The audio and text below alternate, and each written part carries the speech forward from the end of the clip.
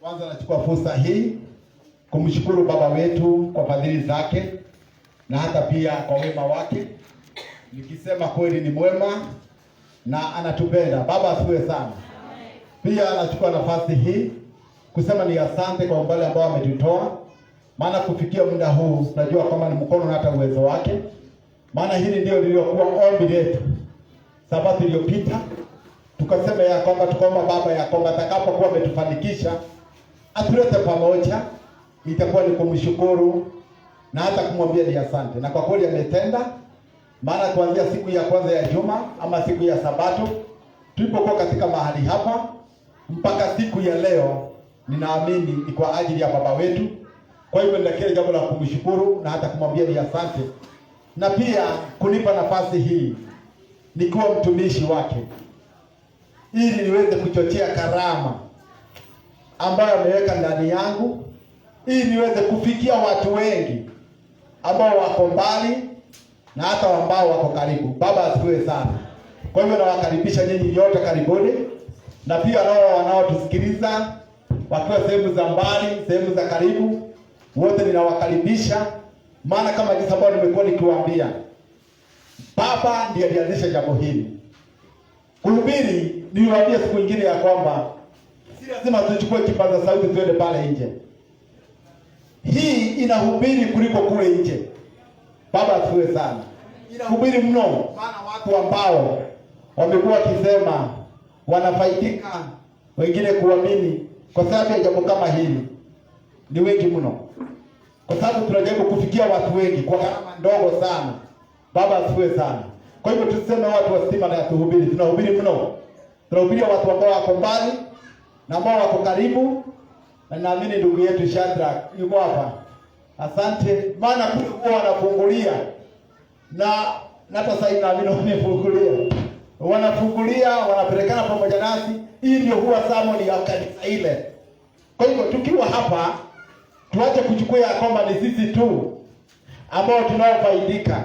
Jambo hili linafaidi watu wengi. Pengine kwa mtazamo wako unaweza ona kana kwamba ni jambo ndogo mno, lakini kuna mtu fulani ambaye anayefaidika. Baba asifiwe sana. Kwa hiyo kwa wakati Baba ni mwema katika mambo yote, na mshukuru kwa sababu ya kunilinda, kunipa amani na pia kunipa uwezo na nguvu ya kuchochea karama ambayo iko ndani yangu. Na nikiwaomba hata nyinyi mkiwa mahali pale, kama jinsi ambavyo tumesoma Wakorintho wa kwanza 12, kila mmoja wetu kuna vile Baba amemsaidia. Na wewe ukiwa kama vile Baba Silvia kwamba yeye ndio programa, wacha kuona hivi kwa sababu yake. Kama pengine Modonidi anaongoza nyimbo, wacha kuona hivi kwa sababu yake.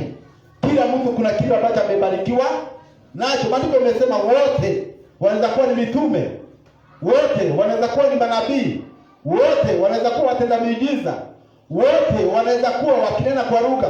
Kila mtu kuna vile ambavyo amejaliwa na Elohim. Kwa hivyo wewe na mimi, la msingi wewe ni yako upate kufanyia kazi, ili atakaye kuja na mshahara ambao ni Elohim wetu atamlipa kila mtu kulingana na kazi aliyoifanya. Baba asifiwe sana. Amen. Kwa hivyo kwa wakati huu sitana juu ya lesson.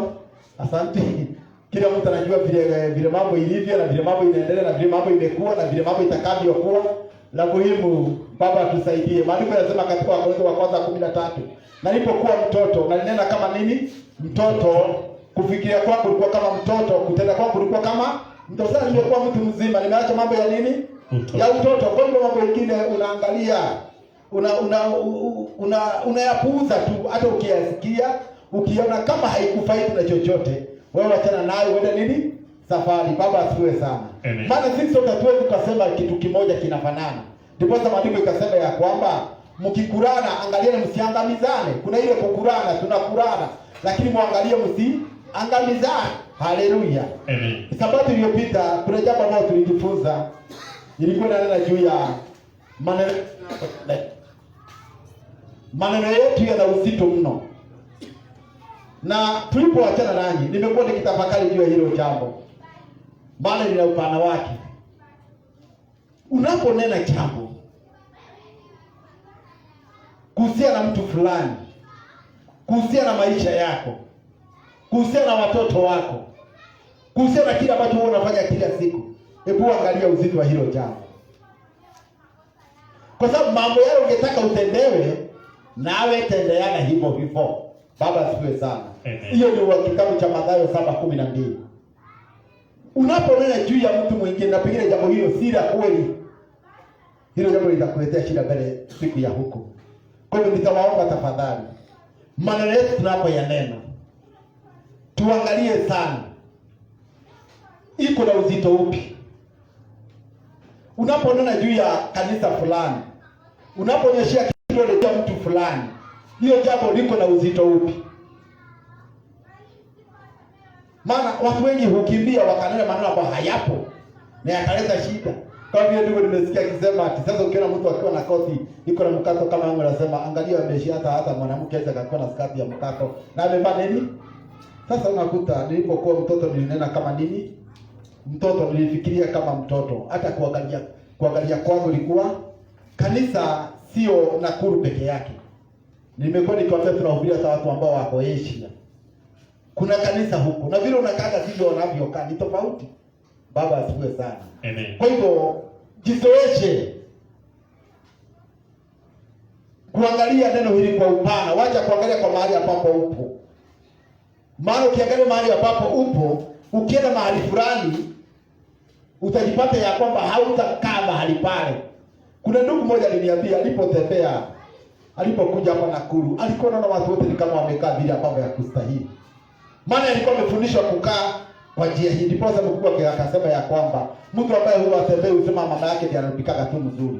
Unaweza hata mahali pale kuta amepika mzuri zaidi. Kwa hivyo tembea uone mengi. Kuna watu ambao wamejaribu ameenda nchi za nje, wakaenda hapa. Kwa hivyo akija hapa anatuangalia, anasema okay, sawa. Ndipo sababu akasema Wakorintho wa kwanza 9, nimejaribu kujifananisha na watu wa kila aina. Kwa watu wa aina hii anakaa kama hao ili aweze kuwa wini katika nyumba ya nani? Ya Roho. Lakini wewe kuja na misimamo ya kwako kasema mimi nataka hivi na hivi. Hii naambia watu ni nyumba ya Roho, sio nyumba ya nani? Ya mtu. Baba asifiwe sana. Amen. Leo tutajifundisha juu ya kumpinga shetani. To resist the devil. Kumpinga shetani ama ibilisi. Shetani huwa ni kinyume na jinsi, huwa anafanya kinyume na jinsi ambavyo Roho angetaka.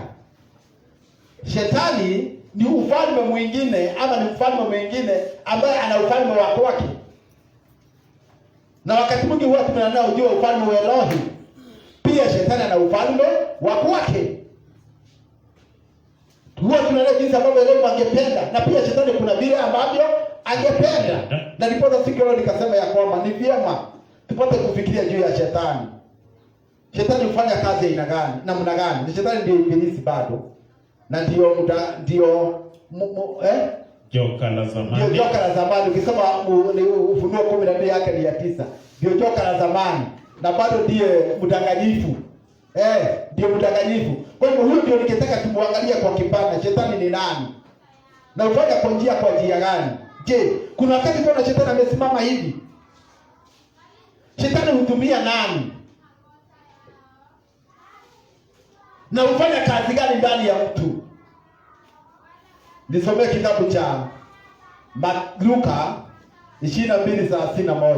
Kitabu cha Luka 22:31 inasemaje? Injili kama alivyoandika Luka sura ya 22 aya ile ya 31. Biblia inanakili, akasema, Simoni, Simoni, tazama shetani amewataka ninyi apate kuwapepeta kama vile ngano. Lakini nimekuombea wewe ili imani yako isitindike, nayo utakapoongoka waimarishe ndugu zako. Hiyo ndio kazi ya shetani. Yashua akamwambia mitume ama akamwambia Simeoni, shetani amewataka ili apate kuwapepeta kama nini? Ngano. Kama ngano. Kwa hivyo shetani hataki umoja wa watu katika kanisa, katika ndoa, katika jamii ama katika nchi. Anaweza tumia mbinu yoyote kututawanya, kukula ile hali ya kututawanya. Kila mtu aende kwa njia yake. Ndio mtu mmoja atasema tu aseme jambo. Atamia mtu. Maana shetani hamheshimu mtu yoyote. Anaweza kukutumia wewe, uwe nabii, uwe mwinjilisti,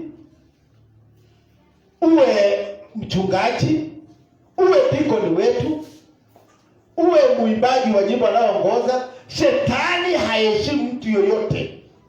Anampata Yashua katika Mathayo 4. Baada ya Yashua kufunga katika siku ya 40. Ilipofika siku ya 40, Yashua akahisi njaa.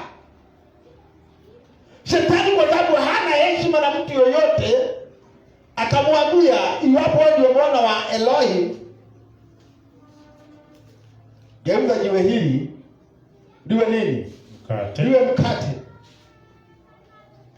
Na kwa shetani hana heshima na mtu yoyote. Sasa anataka kuwapepeta mitume, anataka kuwatawanya. Ndipo Masihi akasema ya kwamba maana alijua fikra na mtazamo ya shetani, akamwambia kwamba Simeoni, shetani amewataka ili apate kuwapepeta kama ngano. Unaweza pata mahali kama hapa, tumetulia mzuri, utumiwe wewe ama nitumiwe mimi, kutawanya. Ndipo nikasema ni vyema tuangalie jinsi ya kumpinga shetani ama ibilisi, na huja kwa njia gani? Shetani huja kwa njia gani? Nimesema ninatumia nabii. Nabii akatabiri hapa jambo ambalo si la kweli. Anaweza tumia mwalimu akawa na hali ya kutupotosha katika hali ya kinea ya neno. Anaweza tumia mchungaji akaelekeza kondoo kwa njia ambayo haistahili. Yaani yeye huwa haheshimu mtu yoyote. Na sasa wakati wa kukesha imefika, kujua mbinu zake ni gani, anatumia njia gani. Pengine unaweza kuwa hauelewi, ama pengine zinaweza kuwa sielewi. Nitajua namna gani jinsi ambavyo anavyofanya kazi. Lakini ashakamwambia Petero, nimekuombea Petero, ili utakapokuwa umeisabiri na wewe uimarishe ndugu zako. Baba asifiwe sana. Amen. Nimekuombea. Nisome kitabu cha Ufunuo 12 yake ni ya 12. Inasemaje? Ufunuo 12 aya yake ni ya 12.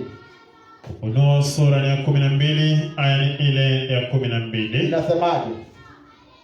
Kwa hiyo shangilieni enyi mbingu nanyi mkaamo humo. Ole wa nchi na bahari, kwa maana yule ibilisi ameshuka kwenu mwenye ghadhabu nyingi, akijua ya kuwa ana wakati mchache tu. Ole wa nchi. Hata kuna tangazo limetangazwa kule mbinguni. Maana shetani mwenye ghadhabu nyingi ameshuka. Yaani akijua anafanya kazi usiku na mchana, kwa hivyo halali. Maana wakati wake anajua kwamba ni mchache, umekaribia nini? Maana alishahukumiwa. Unajua shetani huwezi mhubiria kabadilika. Shetani alishahukumiwa zamani. Kama kuna kiumbe ambacho hakiwezi kubadilika dunia hii ni shetani. Maana alishahukumiwa, hukumu yake ilishapitishwa. Wewe una nafasi ya kutubu, wewe una nafasi ya kumrejea kwa Elohim, lakini shetani hana nafasi. Ndipo anafanya kazi usiku na mchana, akijua wakati wake ni mchache. Na ndipo nikasema ya kwamba ako na ghadhabu nyingi. Kwa hivyo hana furaha, hana amani. Kwa hivyo anapopata watu wamepatana, marafiki wawili, anajaribu jinsi ya kuwatenganisha. Anapopata mke na mume wamesimama mzuri, wameshikamana mzuri, wako kitu kimoja, anatafuta jinsi ya kuwatenganisha. Na hata tumia wanyama, ng'ombe ama visi, anatumia binadamu kama wewe kuleta matengano. Lakini kuna andiko Masihi amesema, kuna neno la Masihi amesema, nimekuombea ili upate kusimama. Nisomee kitabu cha Petro wa kwanza 5 yake ni ya 8. Tutafanya namna gani? Shetani anafanya namna gani? Ndio tumesikia anafanya kazi siku na mchana. Anafanya namna gani? Petro wa kwanza 5 yake ni ya 8. Waraka wa kwanza wa Petro sura ya 5 aya 8. Ndio. Mwena kiasi na kukesha, kwa kuwa mshtaki wenu ibilisi kama simba ngurumaye zunguka akitafuta mtu ammeze. Kwa hivyo maandiko yakasema ya kwamba ole wa nchi. Maana mshtaki wetu Ibilisi ameshuka akiwa mwenye ghadhabu nyingi, akifanya kazi usiku na mchana, maana wakati wake ni mchache. Petro akasema ya kwamba basi kesheni, tuwe na kiasi na kukesha, maana mshtaki wetu Ibilisi, imerudiwa mahali pale, yuwazunguka kama simba angurumaye akitafuta mtu ameze. Ndipo Masihi akasema katika Yohana 10, shetani haji, mwizi haji ili kuiba, kuharibu na kuua. Mambo matatu, na hiyo ndio mbinu ya shetani. Bwana asifiwe sana. Amen. Kwa hivyo tunaambiwa tuwe na kiasi na kukesha. Wakati si wakati wa kulala. Uli wakati wa kuamka wapendwa, ni wakati wa kujua kwamba vita vimetangazwa dunia mzima itakuwa ni kama wanasiasa. Tayari wameanza kujipanga. Mimi nitapigania kiti cha fulani, kiti fulani, mimi nitapigania kiti fulani. Wanafanya kazi hawalali, wakitafuta watu ambao watawaunga mkono, watawapigia kura.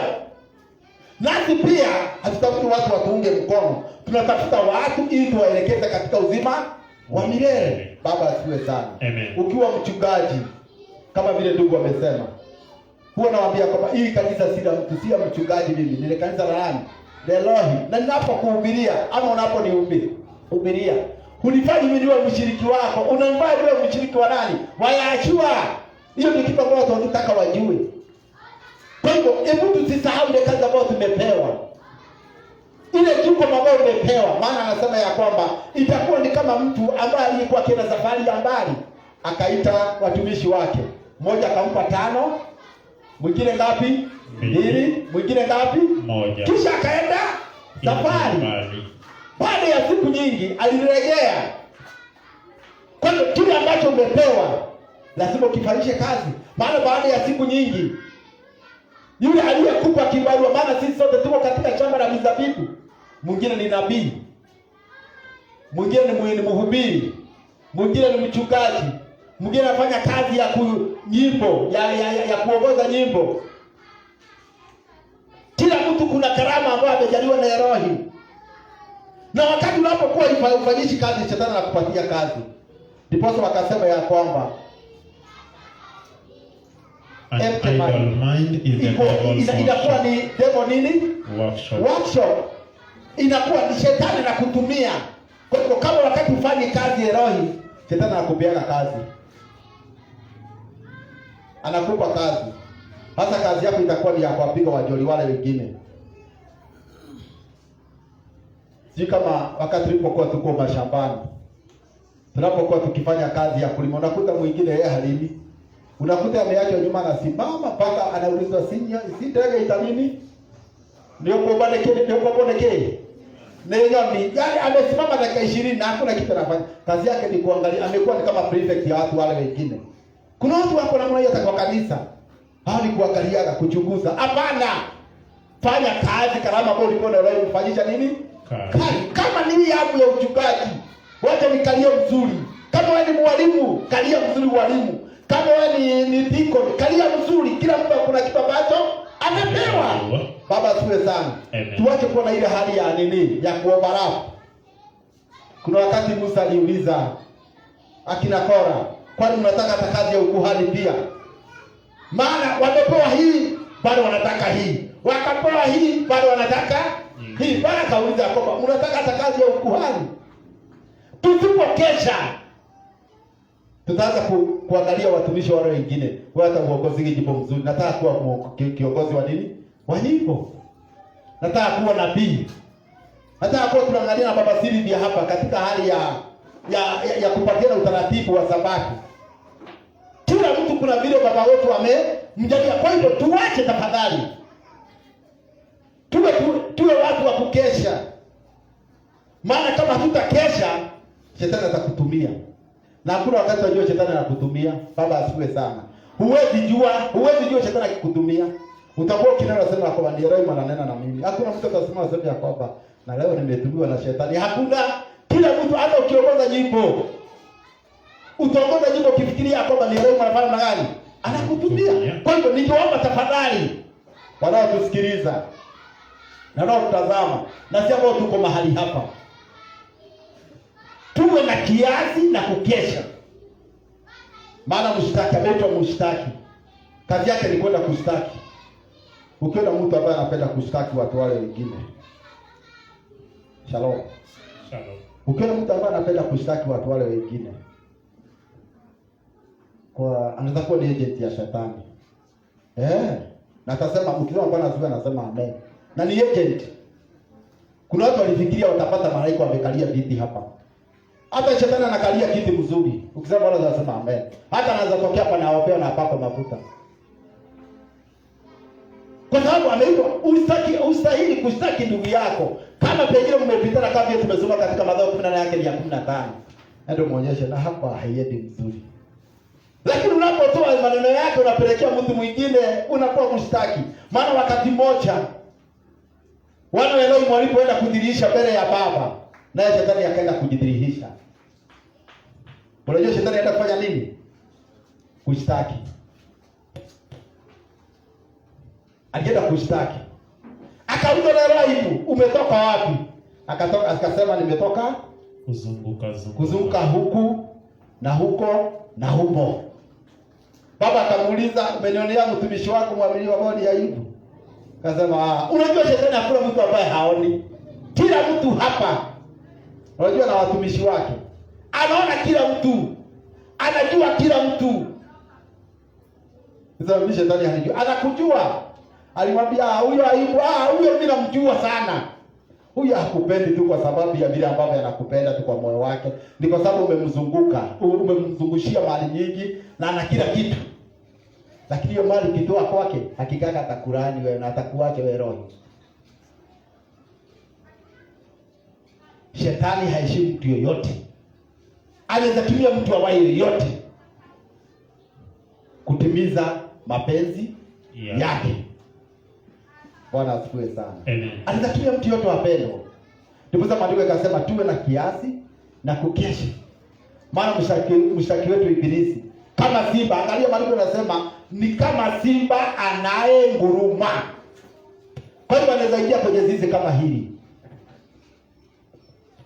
Na by the way, hatumii watu ambao hawana uwezo. Hatumii watu ambao hawana ushawishi.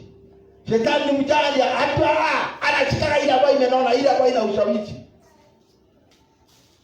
Hapo anajua kwamba nikishika huyu, najua kwamba mapenzi yangu yatafanya gani? Yatatimilika. Anatafuta wewe anatafuta mtu ambaye ana ushawishi. Angalia katika maandiko matakatifu, watu wengi waliotumiwa na shetani ni watu waliokuwa na ushawishi fulani mahali fulani. Kwa hiyo watu ambao wana ushawishi wajihadhari sana. Hata nyinyi mnaongozaa nyimbo, mjihadhari sana. Shetani anaweza kutumia hata wachungaji, hata walimu. Tumeona wengi wametumiwa na shetani. Wewe kama una mambo mengi, watu shetani hana shughuli. Labda pengine kuna mtu aliniambia kuna wakati shetani hakuwaji na shughuli na hao. Lakini shetani anapokuja wewe niko hapa kuja. Na shetani alikuwa ana shughuli na alikuwa anapitiliza. Wewe unamuita. Niko hapa na unanipita namna gani? Kama vile waliimba usinipite nini? Moko. Unapodhura wengine, unapozuru wale wengine. Hata namuita kuja. Kwa hivyo ndio hapo wapendwa. Wanaotusikiza na walio hapa ndani. Shetani anaweza kukutumia na anatumia watu ambao wako na ushawishi mkubwa. Angalia wakati wa Kora na akina Dathan. Unajua Kora na Dathan hawakuwa watu hivi. Walikuwa watu ambao wamesimamia nini? Vikundi pale katika Israeli. Hawakuwa na watu wachache, walikuwa na vikundi. Hagetumia mtu ambaye yuko chini na anatumia mtu ambaye ana ushawishi. Ndipo sasa akaambiwa na wewe shetani kama simba ngurumaye anatafuta mtu afanye gani? Amen. Na kisha timiza mapenzi yake mpendwa, basi anakuacha. Akikuacha bwana anasema na kwani kumeenda namna gani? Kumekuwa namna gani? Na wakati anapokutumia Uwezi zielewa, pengine unajipata ya kwamba hai na kumeenda namna gani kweli. Ndipo sasa maandiko akasema kuna njia tulisoma na kijana ambayo ionekanayo ni sawa macho nzuri machoni pa nini, pa binadamu, lakini penye inamuelekeza kuzimuni. Na shetani anatumia udhaifu wako, kile ambacho unapenda sana. Kama unapenda kuongea uongo, unajua kuna watu wanapenda kuongea uongo. Uongo ni kama mapashi, ni kama Revelation na nini, kitabu cha unabii na Injili. Uongo utakuwa unajipata wakati mwingine unanena nini? Uongo. Kama unapenda kuiba, kuchukua vitu vya wenyewe, atakuwa anakuletea ile majaribu ya kuiba kila wakati. Anatumia sehemu ambayo una udhaifu, hapo ndio anaguza. Nisome kitabu cha Waefeso 6. Tutafanya namna gani? Waefeso 6:11. Tuongee juu ya kumpiga shetani. Tutafanya namna gani tumpige shetani? Nini ambayo inahitajika tufanye? Tumpige shetani. Ameingia kwenye ndoa zetu. Ameingia kwenye kanisa. Ameingia kwenye kazi zetu. Tutafanya namna gani? Nasemaje? Waefeso sura ya 6 ile 11. Vaeni silaha zote za Elohim mpate kuweza kuzipinga hila za shetani. Sasa suluhisho. Unajua kukesha si kwamba ukuja hapa kanisani ukae kama umekesha usiku mzima ulali, unakaa kwa kiti. Ni kuvaa silaha za vita za kufanya namna gani? Vaeni silaha zote za Elohim. Tuvae silaha zote za Elohim mpate kuweza kuzipinga hila za shetani. Baba asifiwe sana. Amen. Wengi hawajui hila shetani, vile shetani anafanya kazi. Hawajui. Mtu kuambia Bwana asifiwe si kusema ni ndugu ama ni dada. Mtu anaweza kuambia Bwana asifiwe na sio ndugu.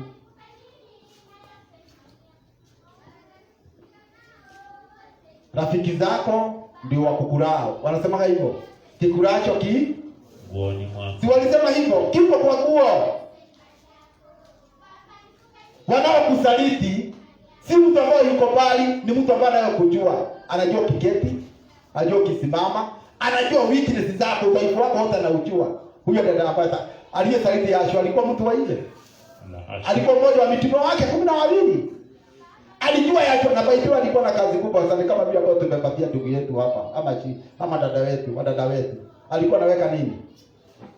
Yeye alikuwa anaweka hazina. Mweka hazina.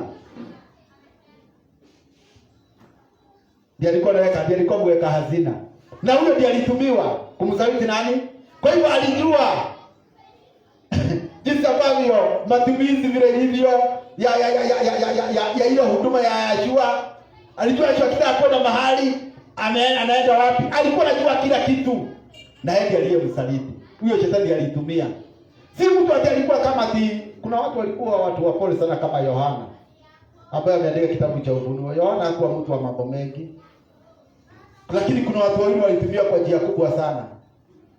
Petro na nani? Na Yudas. Petro anatumiwa katika Mathayo 16. Wakati Yashua anaposema ya kwamba mwana wa Adamu atafanya hivi na hivi na hivi, Petro anamchukua anamwambia, na hiyo mambo isifanyike. Baba asifiwe sana. Amen. Petro, shetani anatumia Petro, maana Petro naye alikuwa mtu ambaye ana ushawishi. Mtu ambaye alikuwa ni shujaa.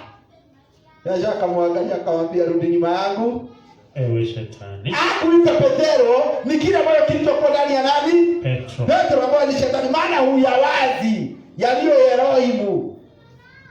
Maana unabii umetabiriwa ya kwamba mwana wa Adamu lazima atazaliwa, baada ya kuzaliwa atakuwa na atahubiri, baada ya kuhubiri atachukuliwa, atateswa, baada ya kuteswa atasalitiwa, ateswa, baada ya kuteswa atasulubishwa kwenye mti, baada ya kusulubishwa kwenye mti atakufa, baada ya kufa atakaa kaburini siku ngapi? 3. Baada ya siku 3 atafufuka. Sasa naye Petro anasema na isiwe namna hiyo. Baba asifiwe sana. Na isiwe namna hiyo. Ndipo nikasema watu wawili walitumika kwa njia kubwa sana. Mmoja ni kumsaliti Yashua, mwingine alikuwa anampinga mpaka wakati mmoja. Ili angalia hapa. Wakati Yashua alipokuwa pale, tayari yuko kule hukumuni, Petro ameingia mahali pale. Akaambia, na wewe pia mlikuwa na nani? Na Yashua na huyu mtu. Petro akasema, nani? Unasema nani? Huyo mimi hata simjui. Angalia, na ni Petro, mtu ambaye ana ushawishi. Mimi hata simjui. Haya. Baada ya chache ukatokea. Nikasikia tu kajakazi tunamna hii. Shetani anaweza tumia kitu chochote katika ili tuingizike. Unaweza pata ya kwamba mtu amenunua kitu, especially watu ambao wanauza maduka hapa. Muangalie hapo sana, mtu amenunua kitu kwako.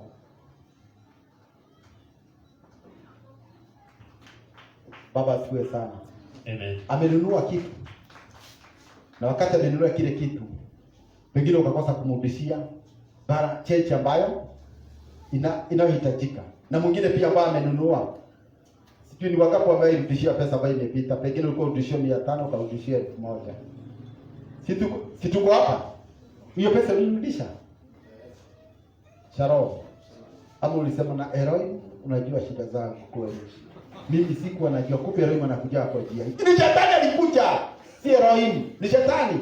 Unaona kama unashukuru mpaka sabato unakuja na unasema mimi baba nitendea miujiza. Ndipo nilimwambia wakati mwingine mtu anaposema kuna jambo nilikuwa nimeomba heroin na akanitendea mtu kisha shukrani pamoja. Unajua ni kitendo alirudishwa kwa imepita. Akasema ni miujiza. Hiyo sio miujiza.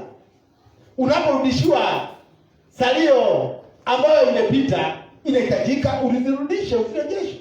Maana shetani anatumia kile kitu. Shetani Petro ametumiwa kasichana tu. Anamkana Yashua anasema huyo mimi huyo atasimjui. Alimkana mara ngapi? Mara 3. Nataka uangalie ni shetani hapa anavyofanya kazi wapendwa. Yeye hamuheshimu mtu yoyote. Anaweza nitumia, anaweza kukutumia. Ndipo tukasomea funzo mzuri, ndugu akigafirika kwa jambo lolote. Nyinyi mlio na roho. Yaani kuna kule kukosea. Hapo si kukosea. Unajua kuna ile hii mambo kidogo. Hapo ikiongea juu ya Kigeze nasema ni faults. Ni tumambo kidogo. Nyinyi mlio na roho mnamrejesha kwa upole. Mkijiangalia kwa msije mkajaribiwa. Baba asifiwe sana. Unaangalia sana mahali pale. Hii pesa ulirudishiwa. Na kuna ambao walikula mpaka siku ya leo, mtu nimekumbusha mtu fulani hapa. Hata kwa watu waangalia, alirudishia pesa imepita hata kwa gari. Kondakta anaona kama umelipa. Au kama wewe umelipa. Sema hale bwana ni awacha tueleza. Nego hoeza, nilikuwa nimeomba. Uliomba shetani. Kama utalipa hiyo hela. Kondakta anaangalia akishuka na ona hii pesa yangu kuna short. Na hata madereva mimi nawaambia tafadhali. Kama kuna watu ambao wanaendaga kama wewe kujiangalia sana utaenda kama unatukana watu. Ndugu ya watu angalia. Si kama wewe unaona namna hiyo, ukienda kidogo hiyo huyu mtumia ndani ya mtumia mama yuko hapa pena hiyo ni mama. Sasa unaenda na hiyo unakuwa na ile feelings ambazo sasa unakuta kama huyu kama hana hii na bado unaendesha tu. Akiona polisi traffic, hidiria, mafisi ndio wale. Polisi umemuita nani? Umemuita fisi. Baba asifiwe sana. Shetani kama simba agurumaye, anatafuta mtu ameze kwenye kazi yako na kila mahali. Kwanza madereva ndio unaweza kuta napigia mtu honi ambazo unashindwa ni kukalia umekalia honi na namna gani. Sasa umemwambia hana hii. Madereva wanakuwa na hiyo majaribu. Hakuna sema kwa haina nini? Hata penye huko wewe. Hata kazi ya nyumba ina majaribu yake. Pengine chakula ilikuwa ni maziwa ya mtoto unakunywa. Sasa wako na kama unanenepa tu. Na mtoto anakota. Wewe unakunywa tu. Baba asifiwe sana. Amen. Hebu baba tujamajua kuna vitu vingine vidogo tunaona kana kwamba ndio mzaha. Lakini vitatuletea shida. Kwa hivyo Petro alitumiwa. Lakini baadaye kwa sababu ya Yesu sema nitakuombea. Baada ya kupokea Roho Mtakatifu, huyo Petro ndio wazee wakimkaisha chini, anauliza wazee wenye mapokeo, hukumuni nyinyi wenyewe kama ni vyema ni watu watii nyinyi ama tutii nani? Huyo ama tutii Eloi? Yule Petro ambaye aliyetumika na shetani kukata mtu sikio, ndio ile ambaye hata anapelekwa kwenye gereza, anawekwa kwenye gereza, inabidi baba atume malaika apate kufanya gani? Kumuokoa. Kwa hivyo unataka kusoma namna gani? Hebu tumpige shetani. Lakini utampiga namna gani kama hujui fikira zake? Kama hujui hila zake, njia zake za kupita, utampiga namna gani? Na ndipo sasa naambia kwa wasichana, unaponunua chips na kuku, angalia hii chips na kuku menuna hii kijana, sio kazini yako, sio ndugu yako, si nini kwako. Wewe unakula unamwambia asante. Wewe hiyo chips umekula na kuku umenunua kwa nini? Wewe fikiri hapo, nakwambia chochote mtataka nitakununulia. Lazima unapendwa, si kupendwa. Ni shetani ameingia mahali pale. Ile kuku umekula na chips. Unajua chakula ni kama inakuwa na ile, ni kama kunakuwa na madhabahu fulani. Ni kama dhabihu ambayo imefanyika. Ndipo unaona hata wasiasa wakikosana wanasema walienda mahali fulani wakakula pamoja ama wakakunywa pamoja. Kuna ile maagano ambayo mnaagana huyo mtu. Kwa hivyo kama ulikula chips za wenyewe na kuku na uko hapa wewe msichana, kuna ile maagano mliagana. Hata kama huku mapia ndio kuna ile maagano iko. Ulikula. Yakobo hakupeana ndege bure. Alipeana bure. Alimwambia niambie tena wewe tena utanipatia. Si Yakobo aliambia sana namna hiyo. Chakula ina nguvu zake. Na unakula chips na kuku na ndio siku ya kwanza. Siku ya pili unanuliwa. Sasa ambao wamekula chips na kuku waliangalia. Haleluya! Hasa waliangalia na wamekula wamekaa kuna kwa namna hii. Na hiyo ni mtego. Huo ni mtego uliwekewa. Na hiyo ipo niuliza swali mnijibu. Kwani kuku na chips inakuwa na nini? Hasa nakutafuta na kula namna hii. Anamaliza gedeni saa mzima na chips anatajia. Paka na shiro lininoa ya nini? Sasa nakuta ni kama akula na ukipata akiwa peke yake ananunua chakula kabisa, lakini pale sasa kuna ule mtu ambaye anamnunulia pole tu. Wewe sikia tu mzuri, utakuja kulipa. Lazima tujue mbinu ya shetani anapitia wapi. Wasichana wetu, baba asifiwe sana. Mabinti, haleluya. Tumekula chips na kuku. Na soda ya black currant. Sijui. Sasa na ile kuku na zile ndogo. Hala na kwa na straw. Unakuwa straw imeumwa hapa chini. Angalia hapo inakuliwa 1 hour. Na ni kitu ambayo kama angekuwa peke yake kule dakika 7. Hata ingekuwa dakika 10. Sasa ile mambo ambayo inaongelea 1 hour hiyo ni mtego unaingia tu. Shetani kama simba angurumaye anazunguka huku na huku akitafuta mtu ameze. Umai mezo wewe. Bwana asifiwe sana. Vijana, umenunua mara ngapi? Niwaambia, sehemu nyingine unaweza kuwa unaelekeza na sipa hapo. Unafanya mtu aendelee kuwa mzuri. Ni mzuri hiyo sikatai, lakini analoa na mtu mwingine. Hasa utaenda tu harusi kushuhudia tu. Utaipa kama mtu mwingine alipa, hata kama umeolewa tutaenda honeymoon na wewe. Na nani? Mutaenda honeymoon na nani? Si alipa namna hiyo. Unakono ahika, tuwaambia honeymoon nawe. Kwa sababu uliko umewekeza wapi? Pale. Shetani alikutega ukaingia kwenye ule mtego. Lazima tujue mbinu za shetani zipi. Tuzipige wapendwa. Bwana asifiwe sana. Kuna wakati Daudi alijaribiwa na shetani. Mambo ya Nyakati wa kwanza 21 yake ni ya kwanza. Alishawishiwa na shetani. Inasemaje? Mambo ya Nyakati wa kwanza 21 yake ni ya kwanza. Nimekwambia shetani hamheshimu mtu yoyote. Inasemaje? Mambo ya Nyakati wa kwanza sura 21, tuanze ile aya ya kwanza. Ndio. Tena shetani akasimama juu ya Israeli akamshawishi Daudi kuwahesabu Israeli. Hata shetani akasimama akamshawishi Daudi ili ahesabu Israeli, ambapo ni kinyume. Daudi alijaribiwa, alishawishiwa na shetani na akaanguka kwenye majaribu. Maandiko inasemaje? Alijaribu kumwambia Yoabu, nenda ukahesabu wa Israeli, nijua Israeli wangapi. Yoabu akamwambia, na baba izidishe Israeli. Sina muda wa kusoma, hiyo ni 21 nisoma kwa wakati wako. Baba na wazidishe Israeli.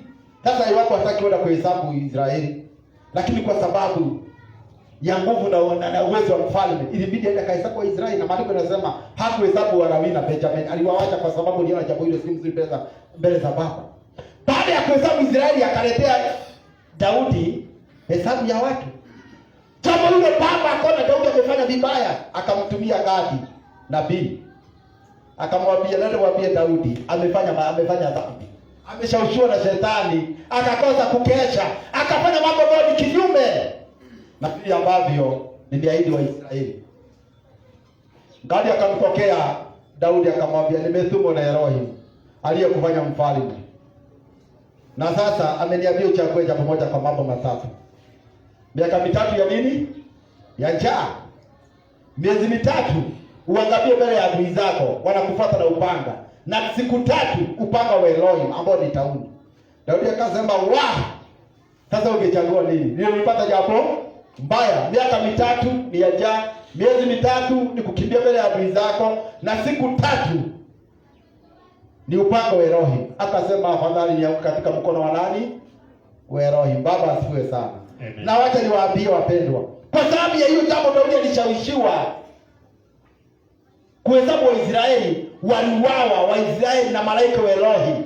Baba akatuma malaika wake kupitia tauni. Tauni ni pigo. Walikufa Waisraeli 70 na kitu. Wakati alipoenda kunyosha mkono Yerusalemu, baba akasema imetosha. Na ilikuwa siku ya kwanza na siku ya pili. Wangi akabia ndipo akasema afadhali kwa katika mkono wa baba, maana baba ni mwingi wa nini?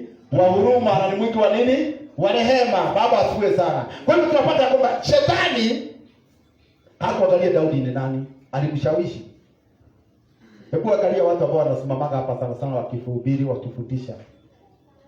Msipojieleza kwa ndoa zenu, utakuta kuna wakati mwingine mgwerana na mwanamke na mke wako, mnapigana kila wakati, mnakosa. Hata yule dada ambao unakozaa nipo hapa, waangalie sana, maana sitarajia ya kwamba wakati hauna amani, wakati kwako hakuna amani, hata hapa hakuna nini? Hakuna amani. Unakuta jambo sababu mumelala mzuri usiku, Sabato asubuhi kunatokea tu kaishu kadogo na mnadipo. Sasa wanaume nawaambia mambo mengine unajifanya huo ukiwa mwanaume wa kufuatilia. Kuna mtu aliniambia ukifuatilia kuku kitu ambacho inakula hautakula nini? Hautakula kuku.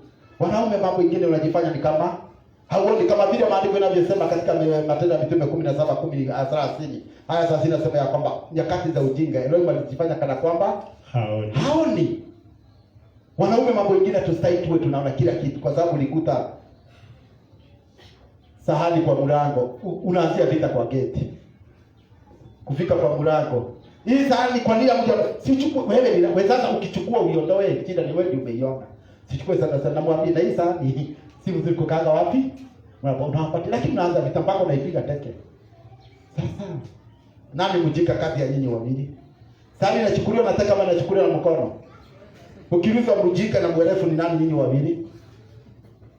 Umepiga teke na makelele. Vita ikianzia mahali pale unakuja hapa na tunainua mkono juu. Watu wanatuongoza maombi, tunainua na unatujaza hapa. Shalom. Na mmekosa na mko hapa. Lakini tukitoka range. Na wamasi wageni wajaja. Range. Wakitoka wako pamoja na muna hii. Lakini kwa nyumba hawako pamoja, lakini kanisa tunaona kama mko pamoja. Na ukitaka kujua watu ambao wako pamoja utajua. Kuna watu baba ambao wajalia wanajua huyu na mume na mke hawaelewani. Hata nakutaka. Na wamenyamaza, hawaongei. Siku 3 siku 4 zimepita. Kama muongei na mke wako. Na hiyo ndio silaha shetani amekuwa akitumia kwenye ndoa. Ni wakati wa nyamazia wakeza waume zao hapa, siku inaisha. Ya pili inaisha. Na wameokoka. Ya tatu imeisha na bado wanaenda safari.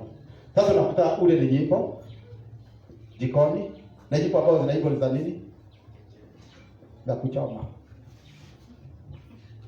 Baba asifiwe sana. Shalom. Unakuta mama naiba jiko tu kule jikoni. Na jiko ambao naiba ni za kuchoma ndugu. Na ndugu akiwa mahali pale hasa amenuna kabisa, ako na Biblia. Unasoma ya nini?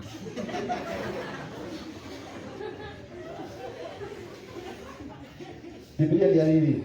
Weka Biblia kando, enda kwa dada mwambie baijani. Najua tu. Sasa nakuta ni pale. Wacha mlango igongwe. Wote nakuta wamebadilisha nini? Binadamu ni mbaya. Wamebadilisha leo nakuta sisi tuko tunaendelea mzuri. Na hapa mumeumana siku 3 hamuongei pamoja. Hamuongei. Na hapo shetani anatumia. Anaanza kuonyesha udhaifu wa nani? Wa Baba Silvia. Baba Silvia anaanza kupuka mambo udhaifu wa mama Silvia. Hata nakumbuka kati aliponioa siku ya kwanza, aliniambia sina hii. Na hiyo kitu mliomba ikafanya na nani? Ikaisha. Anaanza kukumbusha. Unajua wakati umekaa peke yako namna hii, wakati umekosana na mtu, hapo ndio shetani anakukumbusha, anaanza kuonyesha udhaifu wa mtu. Fulani hapo ndio unajua mko wako kumbe anakuwa na kitu hapa. Na mwingine anajua kumbe Mungu wangu hata bila ndanga namna hii kitu inakuwa wapi? Hapa. Sasa wewe ni mwanaume sawa saa ngapi? Sasa wakati mlipokuwa pamoja mjakosana, alikuwa mume wa saa ngapi? Alikuwa mume wa saa ngapi? Baba asifiwe sana. Shetani ameingia kwenye ndoa zetu wapendwa, watu hawaongei mume na mke. Wananyamazia na wako kimya. Nyumba ikiingia na nyumba hii utafikiri moshari. Moshari unajua sijasema kwa watu hakuna makelele. Ulisema hakuna kitu nini? Tabia ya kufuka ndani. Sasa nani atafunga ndani? Moshari hakuna kundi kimya. Sasa ukija kwa hiyo nyumba ni kama kumejamaza kimya na mna hii. Mzee watoto wakikuja kumweka ndani. Sasa unakuta si watoto, si mama, si. Sasa huwa nauliza hiyo pombe inakuwa namna gani? Baba asifiwe sana. Kama kuna kitu ambacho nikiwaambia siku ya leo, kunyamaziana kwa ndoa, tuache tafadhali. Shetani anaingilia mahali pale. Ndipo unakuta umefanya maamuzi mengine ambayo si mzuri. Sasa wewe mwanaume mwenye hekima, ukinyamazia na mke pia unanyamaza. Ukikuta kuruwe na gaga kwa matope, hata utaingia kwa matope. Ukikuta wazimu ametoa nguo, utakuwa nguo zako hata hata mleta ni bure. Tufanane na wazimu. Kama anaiba pale na unaanza kuiba pale. Si lazima utumie akili, maandiko inasema Petro wa kwanza 3 ya kwamba na hiyo umekae na akili na wakezeni kwa nini?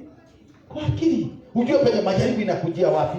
Someti wa Wakorintho wa pili 2:11 inasemaje? Wakorintho wa pili 2:11. Hii kunyamaziana. Siku inaisha. Siku ya pili inaisha. Watu hawaongei kwa nyumba. Lakini kanisa wanakuja. Na hiyo ndio kitu kinashindwa na wanakuja kanisa wote. Inasemaje? Waraka wa pili kwa Korintho sura ya 2 aya ya 11. Ndio. Shetani asije akapata kutushinda, kwa maana hatukosi kuzijua fikra zake. Ati shetani asije akapata kutushinda. Maana hatukosi kujua fikra, tunajua fikra za anapitia njia hii. Shalom. Nani anayechokoza mke wake hapa? Hivi tu anataka asema ambao watakosana. Ama mume wake. Shetani asije akapata kutushinda. Maana hatukosi kujua fikra za nani? Za shetani. Tunajua njia zake. Sasa utajua njia zake kama wewe sio mtu wa kuomba. Utajua njia zake kama hujavaa silaha za kupigana na shetani. Za kupigana na nguvu za giza. Katika Efeso 6 ambao tulisoma 11 na 12. Maana vita vyetu sio za damu na nini? Nyama. Na nyama. Lakini kupigana na roho mchafu wa angani. Ukiona amenyamaza mke wako, tayari jambo la kwanza litafanya muongee. Niliwaambia wakamba ndio watu wanapokaa lazima mwingine awe mjinga, mwingine awe mwerevu. Lakini mkiwa wajika wote, hiyo ndio haitasimama. Lazima iwe ni kama baskeli. Pendo moja iko chini, mwingine iko nini? Iko juu. Wakati mwingine mke anakuja juu. Ukiona hapo juu, wewe rudi chini. Ujakuwa mwanamke utaitwa mama fulani. Baba Silvia utaitwa mama Silvia kwa sababu umerudi chini. Baba asifiwe sana. Sasa unataka kusema mimi ndio kichwa ya nyumba. Nani aje? Sasa unamkumbusha nani hata Biblia zinasema ndio kichwa cha nyumba. Unaambia na mimi ni mtu huko. No towi. Unajua wewe ni ukeshi, atunajua mimi ndio mwanaume, mimi ndio mzee hapa. Sasa unamkumbusha na anajua umevaa rongi.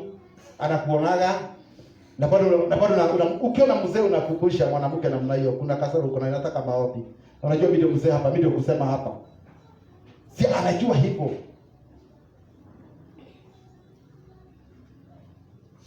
Hatukosi kujua fikra za shetani. Wewe tunakuta pekee tumenyamaza namna hii. Tunasikia maneno, tunaona maneno hata kwa nyumba, tunaona maneno kwa kanisa, hata peleka kwenye kazi, lakini tunanyamaza. Maana maandiko yanasema ya kwamba mwenye busara huona mabaya, anajifisha. Katika Methali 20:21. Mwenye busara huona mabaya, anajificha. Unatulia tu namna hiyo. Mawe inatupwa, lakini mpumbavu usimama. Mawe inatupwa, unagonga, unakufia mahali pale kama Nabali. Kwa hivyo wakati mwingine unajificha. Kujificha ni nini baba Silvia? Ukiona dada yako juu, acha kwenda juu, rudi chini. Kwa sababu huwezi shida naye kuongea. Kati wewe na mama Silvia anaongea sana. Kazi yako sema hapo kijalie, acha nikocha kwa niongee. Hapo kijalie, unabaki tu hapo kijalie. Na hiyo hapo amemaliza mambo yake. Hapo ngoja, najua vijana mnaweza kuwa mnakosa kuelewa vile tunasema wazee. Mtaingia kwa ndoa ni tabu. Baba asifiwe sana. Vile unaongea sana vile unanyamazisha wanaili wengine, wewe kijana mvulana. Utaingia kwa ndoa, utakuta mwingine anakuhanda na nike baba, kana kuhanda wewe na kana ugepa kuna shida. Wajua wakati wanapopatana wakiwa wawili, ujue kama anaongea sana. Hujui. Hata ule shida sasa huyu.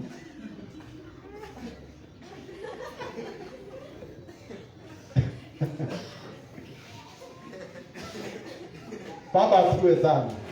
Si baba tusaidie sana. Tujue shetani ukiona anaongea sana, nyamaza, kila jambo lina wakati wake. Unajificha, unanyamaza. Anaongea. Sasa mkishindana naye utaumia. Kwa sababu anakaa anatupa neno. Na mwanamke kwingine hana haraka, anachoma tu kidogo. Ananyamaza. Anashoma. Sasa wewe, unajua mwanaume anafikiria upande moja. Mbona anafikiria upande moja kwa ile, si kama mwanamke upande yote anafikiria. Anafikiria sasa kama na huyu anachukua namna gani sasa huyu. Ndio mimi ndio ndio mtu huko. Unajua huwa mtu. Sasa utabaki ukisema maneno kama yale.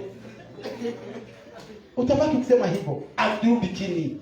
Choka, rudi chini. Utakuwa mwanamke, rudi chini. Ataongea. Na itafika nini? Itafika mwisho basi. Utamweka chini, umwelimishe polepole, mwambie hata nilipokuwa nikitaka kusema siko na maanisha hivi. Nilikuwa na maanisha hivi na hoja nikupatie ushauri wa bure kijana wangu ama mzee wetu. Ndoa nyingi zimekosa kusimama maana wote wako namna hii. Wako juu wote. Akiwa juu rudi chini. Kwa sababu mwenye busara, hekima huona mabaya, anajifisha. Hoja siku moja mwanamke anaongea mara ngapi? Mama neno ngapi? Siku moja. Na asipoongea tena sio mzuri. Na katika mambo yote akiongea pengine unaweza kuta kama 10, 5 ndio iko na point. Hiyo iko na point saba. Haina point. Hiyo ni kweli. 3. Sasa usimwambie naongea kama mtoto. Hivyo ndivyo ambavyo tuposa nakuta kuna majadiliano ya shetani na nini? Na mwanamke pale Hawa. Adamu walikuwa pale shambani. Lakini shetani hakumweza. Lakini anapata Hawa. Eti mliambiwa. Kwa sababu wanapenda kuongea, wakaanza kujadiliana mahali pale. Kwa hivyo, ndiposa Petro akasema, mkae nao kwa akili, maana ni wadhaifu. Baba asifiwe sana. Sisemi wanawake hivyo na muendelee kujifanya. Unajua kuna wakati mnajifelea tukaruru. Si hivyo mimi ni lazima nawe uwe mwanamke mwenye hekima, ujenga nyumba kwa mikono yake. Lakini mpumbavu Uharibu. Kwa hivyo tena ukijifanya, maana kuna wanawake huwa wanajifanya. Shetani anaje anajifanya. Alikuwa anapiga gumzo na watu kwa plot. Akisikia mume amegonga geti namna hii. Anajifunika kwa geti hivi, ni mgonjwa. Si wako?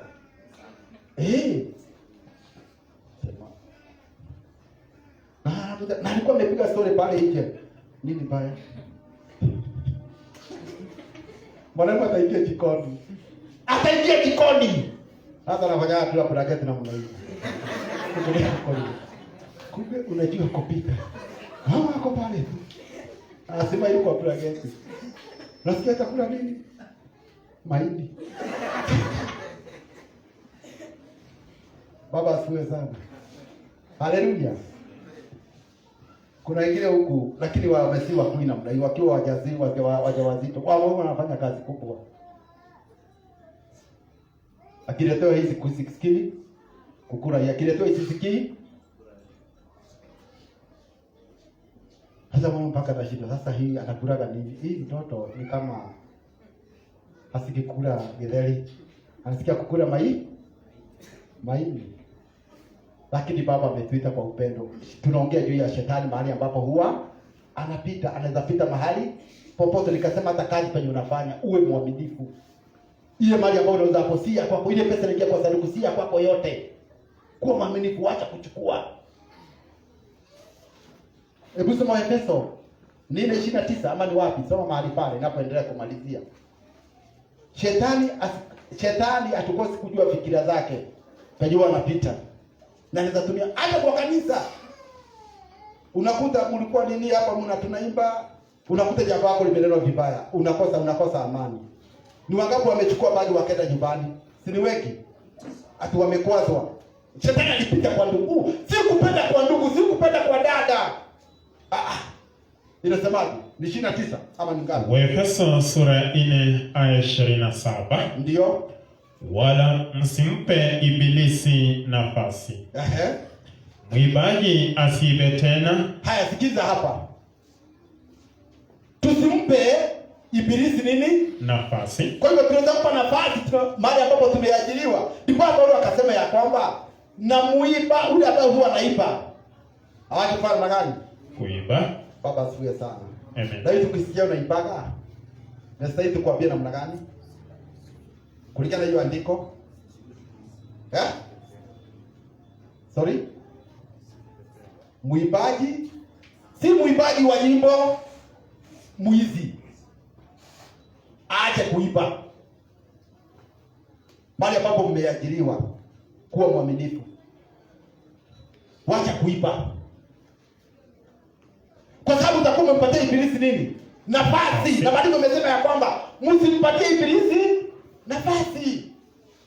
Wacha kuiba. Kuwa mwaminifu mahali ambapo unapofanya kazi. Kuwa mwaminifu. Niliwaambia wakati mwingine hapa kati ya simu ni maandiko. Methali kasema ya kwamba mtu ambaye ameajiriwa kazi, akiwa mwaminifu mahali pale, hata urithi mahali pale, hupewa urithi. Baba asiwe sana. Kwa sababu umekuwa mwaminifu, mpaka mtu ambaye amekuajiri anakutafutia kitu ya kukupatia. Unarithi. Kwa sababu ya uaminifu. Lakini kama huo unaiba, badala stock uende ikiongezeka inaendelea kama kwa sababu unaagana na faida. Sasa hiyo kazi ikiisha utafanya kazi wapi? Kuna ndugu hapa mimi najua. Ameajiriwa mahali fulani. Akiambia tajiri yake ataacha kazi, ajira waambia hapana. Anamchukua kama mtoto yake. Na nimwambia utakuja kurithi huko. Baba asifiwe sana. Unakuta mpaka gari ambayo anapewa atembelee nayo.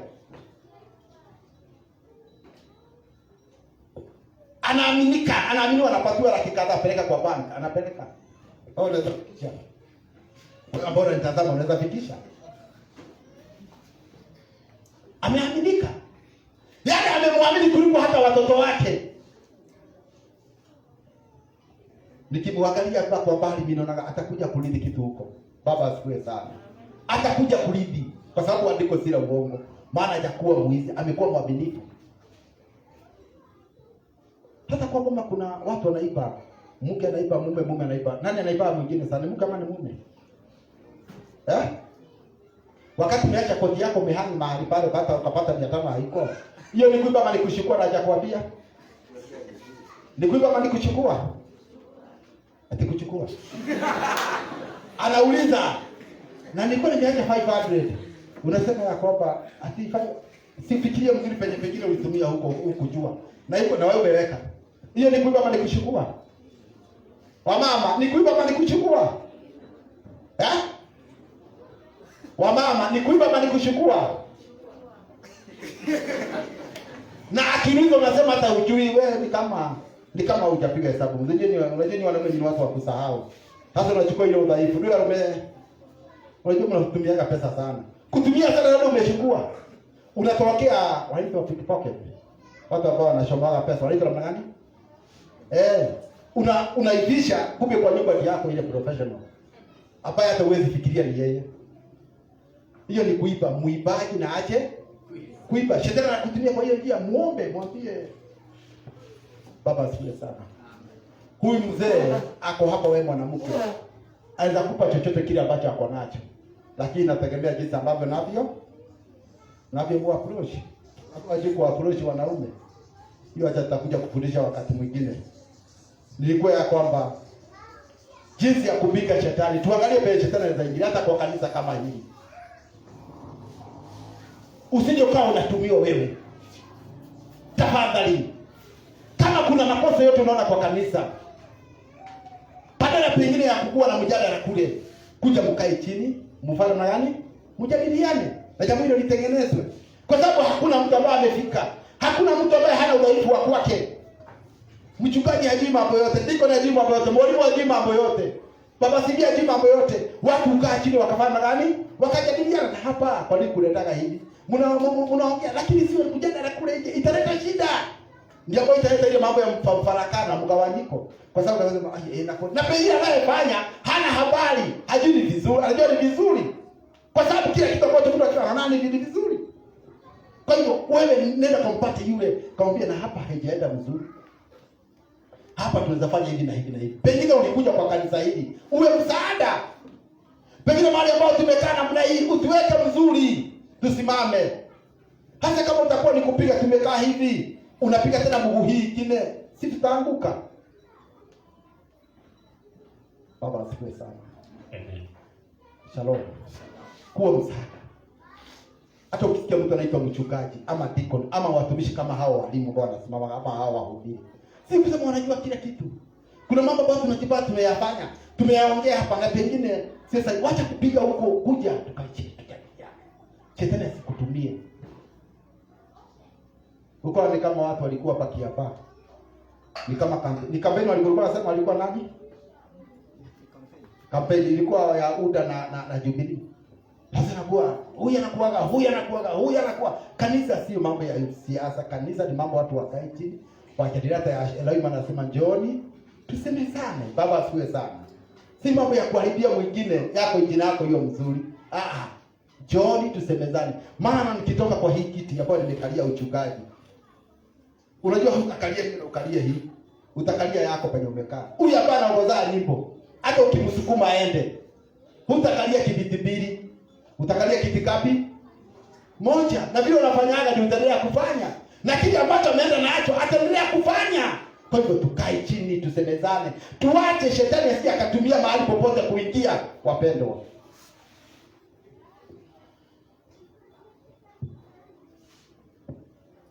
Tumalizie kwa andiko la mwisho. Tusimpatie ibilisi nini? Nafasi. Wenzetu unakuta tumesimama tu tunaangalia mambo tunacheka. Tunaenda tunacheka. Tunasema wewe kuja tu. Tunacheka maana tunajua vile itakuwa. Kitabu cha Warumi. Namalizia mahali pale. Warumi 16. Baba kuna kitu atafanya. Kama hujasoma pale Samaria, wacha nisome tu andiko mbili hii na hii. Kitabu cha Yakobo 4 aya yake ni ya 7. Sasa unasema ifanye namna gani? Baada ya kubaa vita vya silaha vya kupigana ule mwovu bado na baa zile ya kina kweli hili mambo kama yale. Inahitaji kufanya namna gani? Yakobo sura ya 4 aya 7. Basi mtiini Elohim, Mpingeni shetani naye atawakimbia. Sasa la maana ni kumtii nani? Elohim. Tumpige shetani.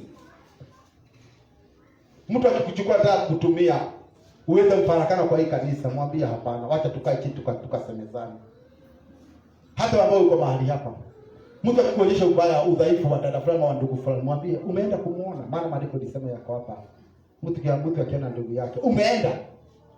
Kama kwa mfano mtu anakupatia mambo ya nyawira, pole pole, hiyo jina imeenda Asia. Shalom. Shalom. Na anapatia mtu fulani hapa. Sasa huyo sio nyawira, ende upate nyawira umwambie. Kama wewe ni ndugu kweli umeokoka, umwambie nyawira hapa ninafanya sio vizuri, kwa sababu mwenye shamba akija ataleta kelele. Hautapata mshahara. Ukilima vile unalima. Sasa ukitoa maneno ya nyawira unapelekea mtuli. Mtuli sio nyawira. Unakosea, umeenda kwa Rongunapa. Ni vile unapiga na unapatia. Hii ni Rongunapa, enda kwa yeye mwambie, "Hai, na hapa haiyetiki." Sawa. Lakini sababu unamshawishi huyo, unashawishi huyo. Nyuma yule mtu nyawira akisikia maneno yake anadipika mwana anasema, "Sasa imekuwa namna gani?" Tumpige shetani. Naye tukimbia. Wewe unastahili utorokee shetani. Ni yeye anastahili fanya na gani? Akwende. Na si ya kule nje. Ile ambayo inasema piga ngumi, piga teke, piga shetani, piga teke. Sio hiyo. Vita zetu sio za damu na nyama. Tumpige shetani naye atakimbia. Kitabu cha mwisho Baba atafanya namna gani? Warumi 16. Ukisoma kitabu cha Isaia inasema hakuna silaha ya vita ambayo maadui zako watatengeneza ambayo itafanikiwa. Baba asifiwe sana. Haiwezi fanikiwa. Haiwezi fanikiwa. Unapopigana vita, wacha kuweka watu nyuma yako. Ukasema mimi niko na simba, mimi niko na wazee. Pigana vita kivyako wewe. Maana si wewe unapigana, ni nani? Elohim. Baba aliambia Yehoshafatu, vita sio zako, vita ni za nani? Wakati Daudi alienda kupigana na Goliath, aliambia Goliath, wewe unanijia kwa upanga na mkuki, lakini mimi nakuja kwa neno la nani? Lakini wakati atakapoweka watu nyuma, atimsaidie mkapigana vita, wewe umeisha. Amtegemea binadamu, amelaaniwa. Kaa peke yako, pigana vita kivyako, Baba atakushindania. Maana hakuna silaha ya vita itengenezwa dhidi yako itakayo fanikiwa. Baba asifiwe sana. Na hiyo ndio urithi Baba amepatia watu wake. Ile nasemaje hiyo namalizia ndugu? Waroma 16 aya 19. Aya 19. Maana utii wenu umewafikilia watu wote, basi nafurahi kwa ajili yenu. Lakini nataka ninyi kwa wenye hekima katika mambo mema. 19. Warumi 19. Ndio. Hebu rudia. Maana utii wenu umewafikilia watu wote, basi nafurahi kwa ajili yenu. Lakini nataka ninyi kwa wenye hekima katika mambo mema na wajinga katika mambo mabaya. Paulo anawasifia kanisa la Warumi. Ati utii wenu umejulikana kila sehemu. Kwa hivyo naye, kwa sababu Yakobo alisema mtii Elohim naye shetani atakimbia. Mtii Elohim, mpige shetani na shetani atatoroka. Kwa hivyo Paulo anaambia Warumi, kwa sababu walimpinga shetani, wakati Elohim, utii wenu umejulikana kila mahali. Na kwa sababu umejulikana, Baba atafanya namna gani? Aya 20. Naye Elohim wa amani atamseta shetani chini ya miguu yenu. Naye Elohim wa amani atamseta shetani. Haleluya. Naye Elohim mwenye amani, wacha kujali vita sio zako. Wacha kujali jinsi ambavyo hali ilivyo. Hapana. Watakuja njia moja. Watoroke njia ngapi? 7. Wacha kujali wanasema nini, wanakuona namna gani. Wewe simama. Maandiko imesema na Elohim mwenye amani atamseta shetani wapi? Chini ya miguu yenu. Chini ya miguu yenu. Neema ya Bwana wetu Yesu Masia na iwe pamoja nanyi. Haleluya. Neema ya Masia iwe pamoja nasi. Baba asifiwe sana. Naye Eloi mwenye amani atamseta shetani chini ya miguu yetu. Maana sisi si wa kushindwa, lakini sisi ni wa kushinda. Kwa hivyo mbinu za shetani tunazijua. Vita zake tunazielewa. Anaweza pitia mtu yoyote. Unasikia maneno yako imenenwa vibaya? Umetajwa vibaya? Unasingiziwa vibaya? Weka hatu imara. Umngoje nani? Vita vingi umepigana. Sio kama mwaiona kapicha kingine kanachora kwa mapasta wakiwa wachungaji wakiwa wamedungwa kisu, wamedungwa siku panga. Na wakati ulikubali hii kazi ya huduma ama kusomba kufundisha, ili wewe ni mwalimu ama ni nani, jua ya kwamba kuna mambo mengi utadungwa nayo. Mwingine mke wako, watoto wako, hawashiriki. Lazima utadungwa mingi na ukubali. Lakini yote Baba atakushindia. Baba awabariki sana. Kwa hivyo kwa wakati huu tutasimama tupate kuomba kwanza kwa sababu ya ujumbe huo. Na yopo katika mahali pale tumeguzia mambo machache. Shetani ameipitia. Tusimame tafadhali. Shetani ameipitia. Pengine ukafanya mambo kinyume. Ukatenganisha mume na mke kwa sababu ya maneno uliwapelekea mume na mke. Ukanena mambo ya mume na mke vibaya, wakakosana, wakaachana. Ama kijana alikuwa amemposa msichana, ukaenda ukanena maneno mabaya, hiyo mambo ikaisha namna hiyo. Ama pengine kuna maneno ulinena vibaya juu ya mtu fulani, ama umekuwa ukichochea watu wengine mambo mabaya. Huu ndio wakati mzuri wapendwa, tumrudie Baba, kwa sababu shetani amekuwa kutumia kwa njia kubwa sana. Amekuwa akitumia njia nyingi sana katika hali ya kutumia. Wakati umefika useme mimi shetani mambo yako sitaki, mimi ni Elohim. Baba asifiwe sana. Hebu tupate kuomba. Baba Elohim, Mungu wa mbingu na nchi, mtakatifu na mwema. Tunakushukuru Elohim wetu katika masaa haya ambayo yanaelekea saa 6. Tukisema ni asante kwa kipindi kizuri, kipindi cha ajabu ambayo mtakatifu umetupa, mtakatifu wa Israeli. Maana jambo hili ndio liona linatufaa kwa wakati mtakatifu wa Israeli. Maana kama jinsi ninavyo maandiko yako matakatifu jinsi ambayo tumesoma, ati shetani ameshuka katika ulimwengu huu akiwa mwenye ghadhabu nyingi, halali usiku na mchana akitafuta mtu ameze. Tunakuomba, tunakusihi Baba wetu, maana kwa wakati mwingi mtazamaji wetu ambao alikuwa akitusikiliza ama ambao tuko nao mahali hapa, pengine kuelezekana mkubwa wamekuwa wakitumiwa na shetani, pengine walikuwa hawajui. Ninakusihi, ninakuomba Baba wetu, ukiwa katika kiti chako cha enzi, kiti ambacho ni kiti cha rehema, ukapate kuwasamehe na kutusamehe Elohim wetu kupitia jina la Messiah. Ukatujalia kadi ya huruma na rehema zako mtakatifu wa Israeli, ili Baba wetu ukatujaze kwa nguvu zako za Roho Mtakatifu, tukajua mbinu za shetani, tukajua nia za shetani, ili tukajua jinsi ambavyo Baba wetu tunaweza kuwa tukiishi katika ulimwengu huu, ili tukaweze kumshinda, ili asije akatushinda Elohim wetu kupitia jina la Messiah. Tubariki Baba wetu na utuwezeshe mtakatifu kunena kulingana na mapenzi yako. Maneno ambayo utakuwa tukinena ndugu na ndugu, madada na dada mtakatifu wa Israeli, yakawa ni maneno mazuri, maneno mtakatifu ambayo yanao huruma, maneno ambayo yako na upendo mtakatifu wa Israeli, ili tukaweza kufikia katika kimo ambacho Baba wetu tutaona ni chema Elohim wetu kupitia jina la Messiah. Baba wetu, tazama mtazamaji wetu, kuna wengi ambao wamekuwa wakisema wakumbuka katika hali ya maombi kwa sababu ya shida ina mbalimbali ambao wamekuwa wakipitia. Tunawakabidhi mbele zako wakati mtakatifu wa Israeli.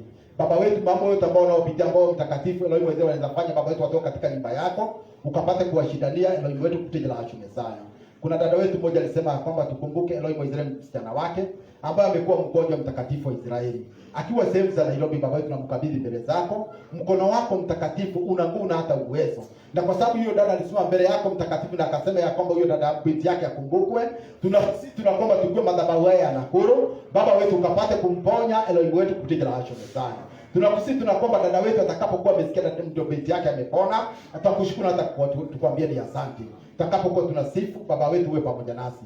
Bariki watakao kuwa wakiongoza nyimbo za sifa mtakatifu wa Israeli, zikawa ni nyimbo ambazo za kutufariji, nyimbo ambazo za kutuonya, nyimbo ambazo za kutujenga, ili tukaweze Baba wetu Elohim wa Israeli kukuinua na kutukuza katika nyimbo zile Elohim wetu kupitia jina la Messiah. Watakao kuwa wakipiga vinanda, uwatakase Elohim wa Israeli, ili dhabihu ya sifa ikapate Baba wetu kuwa nzuri mbele zako Elohim wetu kupitia jina la Messiah.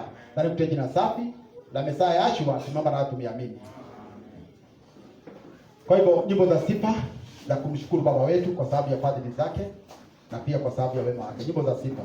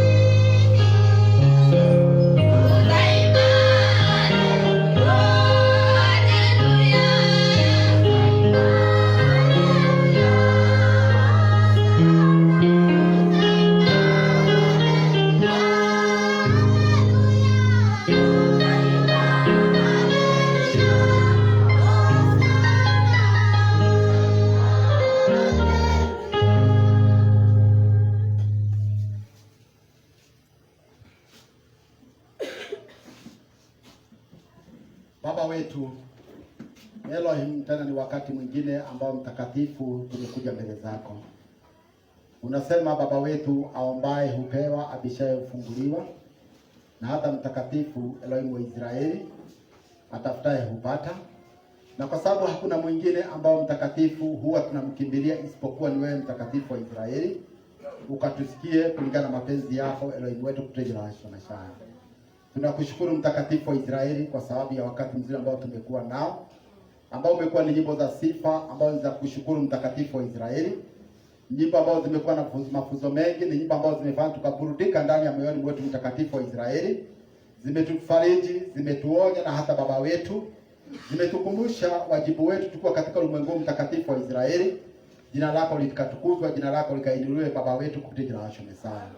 Wabariki mtakatifu Elohim wa Israeli ambao wametuongoza zile nyimbo. Wabariki mtakatifu wa Israeli ambao mtakatifu wamekuwa wapiga vinanda. Ukainue na ukaendelee kuwapa maarifa na hekima zaidi mtakatifu wa Israeli, ili katika karama ambao Baba wetu tumewabarikia nao ikaweza kutukuza na kukuinua Elohim wetu kupitia jina la Mesaya. Tazama, kwa wakati mtakatifu tumekuwa na kipindi kizuri ambacho tumekimalizia, ambao mtakatifu tunahubiria hata watu ambao wako mbali, wote ambao mtakatifu tumekuwa tukiandamana pamoja nao kuhusiana na ujumbe ambao tumekuwa nao. Uwabarikie na hata uwatendee mema. Utakapokuwa umetupa siku nyingine ya Sabato kama ya leo, mtakatifu wa Israeli, ukatukumbushe kuambia ni asante. Utakapokuwa tukiendelea, ni mkono hata uwezo wako mtakatifu wa Israeli, tukiombea ama nikiwaombea wale baba wetu mioyo yao ni mizito, ukapate Baba wetu kuondoa ule uzito mtakatifu wa Israeli, na ukawapa amani na hata furaha Elohim wetu kupitia jina la Mesaya. Mambo ya kukuazana, mambo ya ambao ni ya baba wetu ni ya kukuazana, ukapata kutuondolea, ili mtakatifu kila mmoja wetu akamwona yule mwingine anafaa kuliko yule mwenzake, ili jina lako likapata kutukuzwa na hata kuinuliwa kupitia jina la Mesaya. Na kupitia jina safi la Mesaya Yashua tumeomba na watu tumeamini. Asante kwa kipindi hicho ambacho tumekuwa nacho. Kumekuwa ni kipindi ambacho ni cha kuwafikia wale ambao wako sehemu za mbali, na huwa tunashukuru kwa sababu ya wakati huu Baba ambao alitupa. Kwa hivyo tunawaaga wale ambao wamekuwa wakitusikiza wakiwa sehemu mbalimbali. Baba wabariki na hata wadumishe, na zaidi haya yote, kama kuna jambo lote unaweza kuwa ukiulizia, namba ya simu ni 0722 61 90 58 0722 619058. Kwa hili Baba akubariki mpaka siku nyingine. Elohim akutendee maono. Shalom. Bye.